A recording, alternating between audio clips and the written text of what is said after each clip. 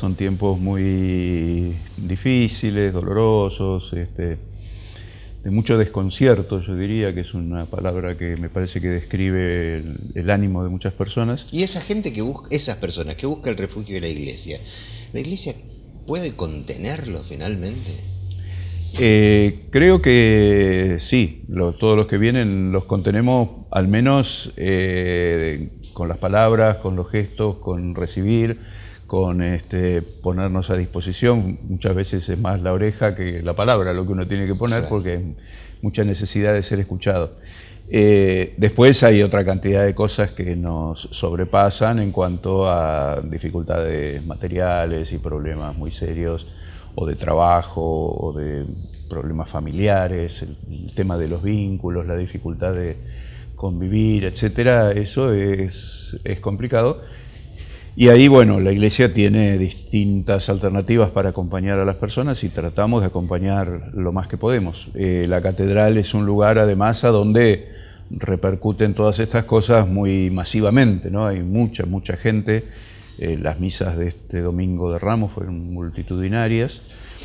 Y con el fenómeno que está ocurriendo en la Catedral de Morón, que empieza a ser más un punto de referencia que va mucho más allá de Morón.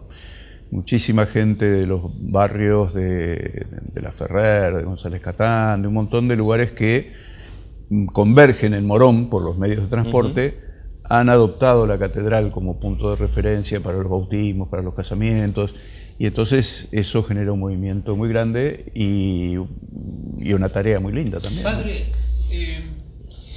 el problema social en Argentina es un problema que se va agudizando.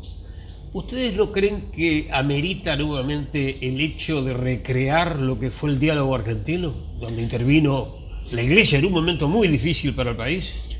Es una de las propuestas que una y otra vez hace la Iglesia y la Conferencia Episcopal Argentina, el ofrecerse como ámbito de encuentro. En general, en nuestro país, todos los distintos sectores coinciden en un respeto al menos de la Iglesia como un ámbito posible de encuentro y de diálogo. Y creo que es uno de los servicios que podemos prestar desde la Iglesia, sin ninguna duda. De hecho, en aquel momento, en la crisis del 2000-2001, fue muy importante. Ahora la situación es diferente, pero bueno, además no es algo que se plantea solamente a nivel nacional, sino que muchas veces en conflictos locales es la iglesia, el párroco, el obispo del lugar, el que genera el ámbito en donde las personas pueden encontrarse desde otro espacio, ¿no? De esos vínculos que notan que la gente busca, te doy, Ubaldo, ya, a través de los refugios y que necesitan una respuesta. No hay tiempo, ¿no? Porque en muchos casos necesitan un trabajo y es urgente, una disolución familiar y una coherencia para contenerlos es ya, hijos por un lado, por el otro, ¿no? Me parece que no hay que esperar con eso. No, es decir, se vive una situación urgente es la palabra, de muchas urgencias permanentes. Hay que lograr responder lo más que se pueda.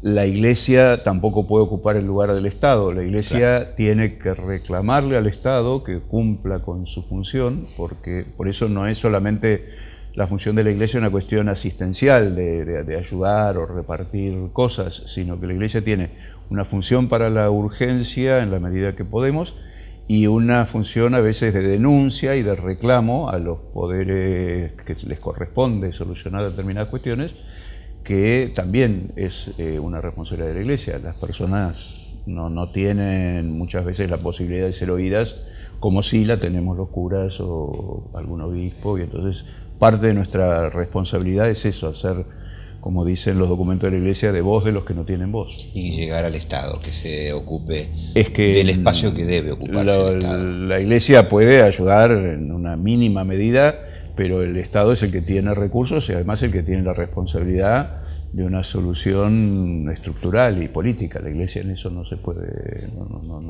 meter. Bueno. Recién mencionaba el hecho de que muchos fieles están llegando de distintos lugares y daba mención a algunos lugares que son socio y económicamente postergados en el conurbano de la provincia. Eso indudablemente se debe a una tarea pastoral que ha reforzado el vínculo de la Iglesia con esos sectores. ¿En algún momento se había producido una distancia entre la Iglesia y los sectores más desprotegidos? No, creo que no. Siempre la gente más desprotegida ve la iglesia como un espacio a donde puede recurrir. Es cierto que ahora se da un fenómeno relativamente nuevo, que es que hay muchas otras confesiones cristianas y que están presentes también en los barrios y que hacen su aporte también. No lo vivimos como una competencia, acá no claro. se trata de... Lo importante es que la ayuda llega, que se la haga llegar el párroco de la catedral o el pastor de no sé dónde. No importa, claro. No importa, lo que importa es que la ayuda llegue. De hecho, tenemos encuentros con distintas confesiones religiosas para coordinar entre nosotros la manera de ayudar. Hace poco tuve una reunión en el municipio de Morón con la Secretaría de Culto que tiene el municipio de Morón ahora, y en donde estuvimos coordinando tareas para hacer las cosas juntos, ¿no? Hay una cuestión social en donde la creencia es independiente de que resolvamos los problemas. Y este diálogo que tienen con otras confesiones religiosas, ¿tiene que ver de alguna manera con una línea que ha bajado el Papa, que siempre se ha mostrado abierto a diálogo ecuménico, que ha tenido diálogo permanente, casi relaciones personales muy buenas con otras religiones? Yo creo que el Papa ha reforzado algo que en Argentina, y ha planteado a nivel global, algo que en Argentina venimos viviendo desde hace bastante tiempo. De hecho, además, la conformación misma de la Argentina, tan multicultural y con distintas religiones, nosotros estamos muy acostumbrados a compartir ese tipo de cosas, y de hecho muchas veces somos amigos y vamos a visitarnos mutuamente. No es una cuestión extraña para nosotros. En otros lugares del mundo sí, es muy raro, y el Papa lo que ha hecho es proyectar a nivel global lo que en Argentina es una de las grandes riquezas que tenemos como país, esa capacidad de incorporar diferentes religiones y diferentes visiones y diferentes culturas y países. Aquí en principio hay una amplitud muy grande para los argentinos, como se dice, descendemos de los barcos. Entonces estamos más acostumbrados a esa diversidad, ¿no? El padre Jorge se va a dar misa en un ratito, por eso estamos mirando el reloj. Llega en horario, está todo armado. No trajo vino de misa, pero no importa, otro día le podemos pedir, Noemí, para probarlo. ¿Cómo no? Bueno, dele. Vaya misa bueno, para voy a la probarlo. misa, está muy bien. ¿Cuáles son las actividades en esta Pascua? Estos días de Pascua, y cómo va a ser el retiro espiritual que va a ser allí en la catedral. Bueno, mañana miércoles a las 8 de la noche tenemos la misa crismal, que es la misa que preside el obispo con todos los sacerdotes y que se celebra en la catedral a las 8 de la noche. El jueves tenemos lo que se llama la misa de la Cena del Señor, que recordamos la última cena.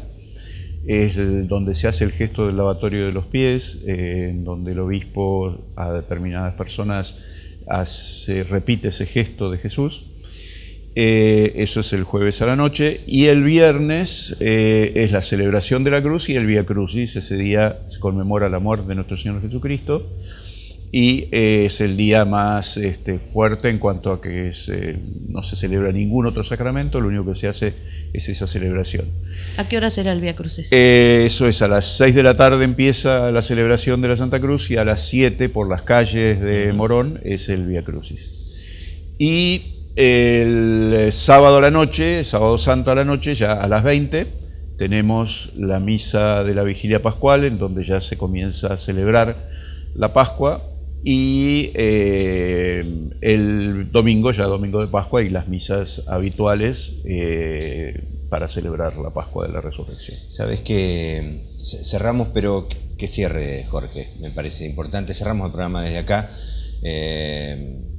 Me gusta mucho que hayas venido. Te estoy casi invitando a otro espacio con más tiempo, porque tengo ganas de hurgar en algunas cuestiones sociales que sé que son sensibles a la Iglesia y que está bueno que los podamos mostrar aquí en la tele. Está bien, está bien. Un beso enorme a Raúl Trost, un gran amigo, hace muchísimo que no lo ven. Vos dijiste que dio una bienvenida. Dio una bienvenida al obispo coadjutor, maravillosa, histórica, amistosa. Mirá. Fue muy buena. La última, momento. padre, tendríamos un objetivo, ¿no? Aquellos que somos cristianos, rezar por la paz del mundo, porque el mundo está convulsionado. Sí, como dice el Papa, estamos viviendo una tercera guerra mundial en pedacitos y los últimos acontecimientos son cada vez más preocupantes, ¿no? El bombardeo que hubo, toda la situación de Medio Oriente cada vez más peligrosa, ahora en Corea, el tema del terrorismo, todo eso hace que realmente nos tomemos muy en serio esto que vos decías de la oración. Tenemos que trabajar incansablemente por la paz y rezar mucho para que Dios nos ayude. Ese es el mensaje. Ese es el mensaje a nivel país, a nivel mundo y a nivel país, porque esta dificultad y esta necesidad de paz también la tenemos en Argentina, la tenemos en las familias, hay muchas familias con muchos problemas y muchas dificultades, y en última instancia cada uno de nosotros tiene que tener esa paz en su corazón.